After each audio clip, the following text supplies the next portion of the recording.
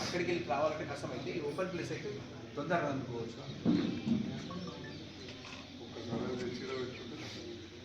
పత్రికేయులందరికీ కూడా నమస్కారం. రాయకల్ పట్టణానికి మొట్టమొదటిసారిగా గౌరవ మంత్రివర్యులు లక్ష్మణ్ కుమార్ గారు రాయకల్ పట్టణానికి సంబంధించి మనం గత 10 సంవత్సరాలుగా ప్రత్యేకమైన దృష్టి పెట్టి 2018లో అంటే దాదాపు 7 సంవత్సరాల క్రితం 25 కోట్ల రూపాయలు మంజూరు చేయించుకోవడం జరిగింది.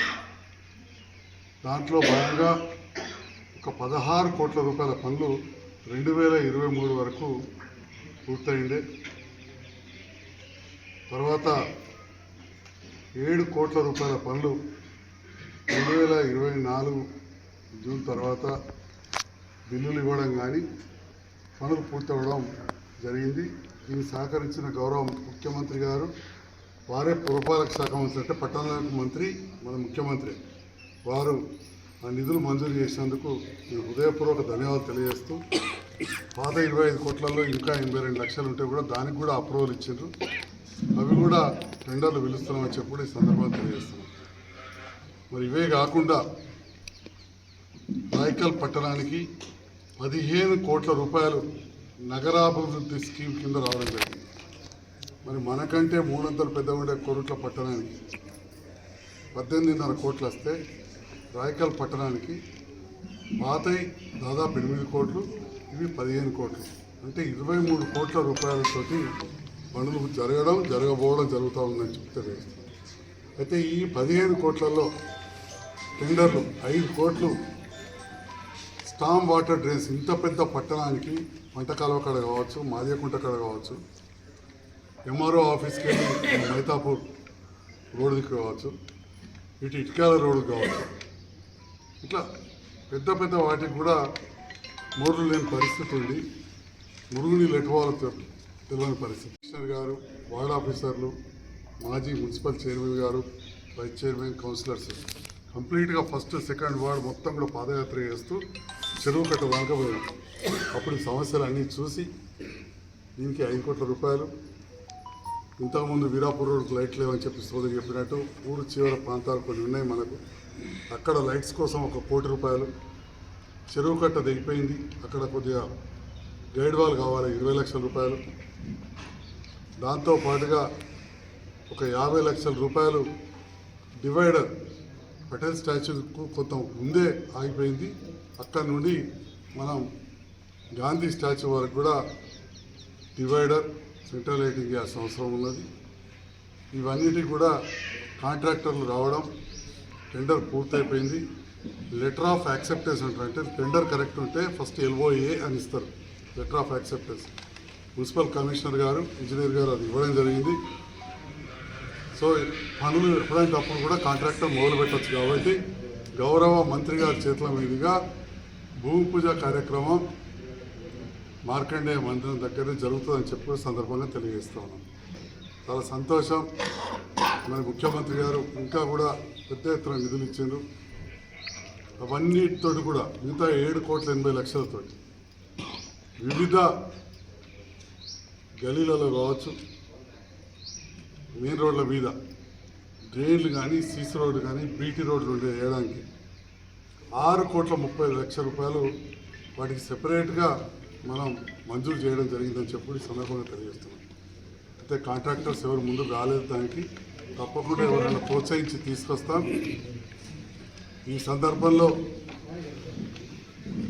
అదేవిధంగా ఇంకొక 1 కోటి రూపాయలు జంక్షన్స్, అంబేద్కర్ స్టాచ్యూ వద్ద మంచి జంక్షన్ డెవలప్ చేయడానికి రౌండ్గా, అంటే జైత్యాల కదా కొత్త బస్ స్టాండ్లో పాత బస్ స్టాండ్ అన్నట్టు ఇట్లా మంచిగా రౌండ్గా చేసేందుకు అంబేద్కర్ దగ్గర, గాంధీ బొమ్మ దగ్గర, పటేల్ విగ్రహం దగ్గర అట్లా ఇంకెక్కడ నిర్ణయం చేయడానికి మనం అటు పోతుంటే కొరుట్ల రోడ్డు కూడా 3 బొమ్మల దగ్గర కానీ ఇట్లా 1 కోటి రూపాయలు దానికి కూడా మంజూరు చేయడం జరిగింది. టెండర్లకు మళ్ళీ పిలుస్తూ ఉన్నారు.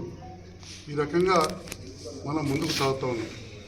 మరి ఈ సందర్భంలో ఇది విమర్శ కాదు, వివరణ ఇస్తా ఉన్నా. ఒక్క మాట చెప్పాలంటే నాకు విమర్శలు చేసే ఎక్కువ రాదు, వివరణ ఇస్తా ఉన్నా. కొంతమంది తెలిసి కావాలని అగ్రిమెంట్ లేకుండా పనులు ఎట్లా మొదలు పెడుతున్నారని చెప్పి మాకు ఆశ్చర్యం అవుతుందని చెప్పి పెద్ద పెద్ద మాటలు పెద్దవాళ్ళు చెప్పారు. చాలా బాధాకరం. ఎందుకంటే ఇక్కడున్న సర్పంచ్లకు కావచ్చు, ఇంజనీర్లకు కావచ్చు, కాంట్రాక్టర్లకు కావచ్చు, అందరూ తెలుసు. పల్లెటూళ్ళలో అయితే తీర్మానం ఇస్తే సరిపోతుంది గ్రామ పంచాయతీ. పట్టణంలో అయితే టెండర్ పిలిచినాక లెటర్ ఆఫ్ యాక్సెప్టెన్స్ అంటారు, LOA, అది ఇస్తే పని మొదలు పెట్టచ్చు. పని మొదలు పెట్టడంలో తప్పలేదు, ఎమర్జెన్సీ ఉన్నప్పుడు చేయించుకుంటాం. జగిత్యాల పట్టణంలో వినాయక చవితి సందర్భంలో అక్కడ ప్రజలు పోతే అక్కడ చాలా పెద్ద ఎత్తున నిధులు వచ్చిండే. దాదాపు 60 కోట్లు వస్తే అలా ఒక కాంట్రాక్టర్ 14 కోట్ల వస్తే, గౌరీశంకర్ అనే కాంట్రాక్టర్ వస్తే ప్రజల కోరిక మేరకు అతను ప్రారంభిస్తే ఈనవలయ గౌరీశంకర్ అని చెప్పి పెద్ద పెద్ద వాళ్ళు అసలు కాంట్రాక్టర్ల గురించి మనం వినండి మాట్లాడడం కూడా ఎవరు చూసి ఉండరు. ఎందుకంటే ఎంతోమంది కాంట్రాక్టర్లు ఉంటారు. ఇక్కడ సత్యనారాయణ రెడ్డి గారు చేసిండు, శ్రీనివాసరావు చేసాడు, జగిత్యాల రాజేందర్ రెడ్డి చేసింటాడు, తిరుపతి రెడ్డి చేసిండు, ఇంకెక్కడికెళ్ళో ఇమ్రానా ఎవరో గంగావతలకి వచ్చి చేసిండు, ఇక్కడ రమణారెడ్డి గారు వచ్చి చేసారు. అట్లా ఎంతోమంది చేస్తుంటారు. అట్లాంటప్పుడు కాంట్రాక్టర్ల గురించి పట్టించుకోకుండా మనకు పనులు కావాలి. జగిత్యాల సాయిరామ్ కన్స్ట్రక్షన్స్ సునాకర్ రావు అయితే వందల కోట్ల వర్కులు చేశారు, ఎన్నో రోజులకు తెలుసు సునాకర్ రావు. కాబట్టి కాంట్రాక్టర్స్ కొంతమంది ఎస్టాబ్లిష్ అయి ఉంటారు. నా ఒక్కతే అమ్మాయి మా వియ్యంకుడు వాళ్ళు మహబూబ్నగర్ జిల్లాలో ప్రతి నియోజకవర్గంలో కోట్ల రూపాయల వర్కులు చేశారు.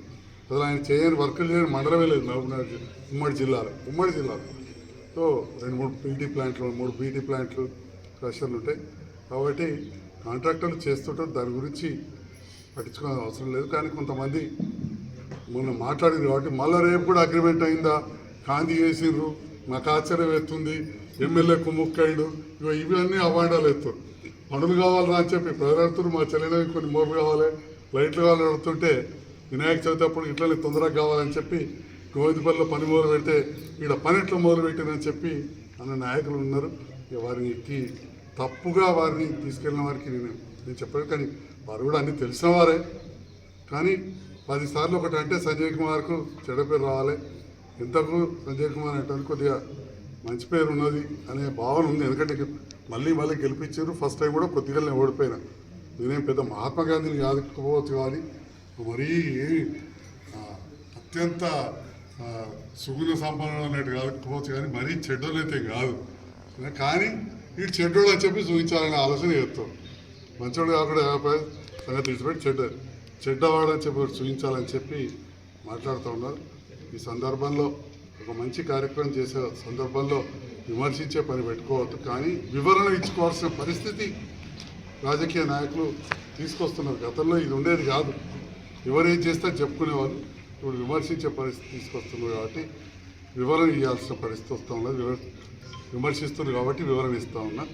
ఈ సందర్భంలో ఈ పిలువగానే వచ్చిన మా పాత్రికేయ మిత్రులకు ధన్యవాదాలు తెలియజేస్తూ, మీడియా ద్వారా రాయకల్ ప్రజలకు విజ్ఞప్తి, మంత్రి గారు అయిన తర్వాత లక్ష్మణ్ కుమార్ గారు మొట్టమొదటిసారిగా రాయకల్ వస్తున్న సందర్భంలో ఇది అధికారిక ప్రోగ్రాం కాబట్టి రాజకీయాలకు అతీతంగా అన్ని వర్గాల ప్రజలు, అందరూ నాయకులు మరియు మహిళా సంఘాల వాళ్ళు వడ్డీ లేని రుణాలు ఇచ్చే కార్యక్రమం కూడా ఉంది. కాబట్టి అందరూ కూడా పద్మశాలి సంఘంకు 2 గంటల వరకు రావాల్సిన కోరుతున్నాం. 1 గంటకు వచ్చినా పర్లేదు, కొంత భోజన వసతి కూడా ఏర్పాటు చేస్తూ ఉన్నాం. 1 గంట వరకే పద్మశాలి సేవా సంఘంకి వచ్చేసి భోజనం చేస్తే 2 గంటల వరకు మంత్రి గారు వస్తారు. 3-3:30 వరకు కార్యక్రమం అయిపోతుంది. మరి ఇటు ఈ 7,20,00,000 పనులకు భూమి పూజ కార్యక్రమం, మహిళా సంఘాలకు వడ్డీ లేని రుణాల పంపిణీ కూడా ఉంది. కాబట్టి మా మహిళా సోదరి మనులు పెద్ద ఎత్తున కొద్దిగా మరీ వయసు పైబడిన వాళ్ళని కాకుండా తీసుకొని రావాల్సిందిగా కోరుతూ, మీడియా ద్వారా ఇంతకుముందు చెప్పినట్టు రాజకీయాలకు అతీతంగా అందరూ పాల్గొనాలని కోరుతున్నాం.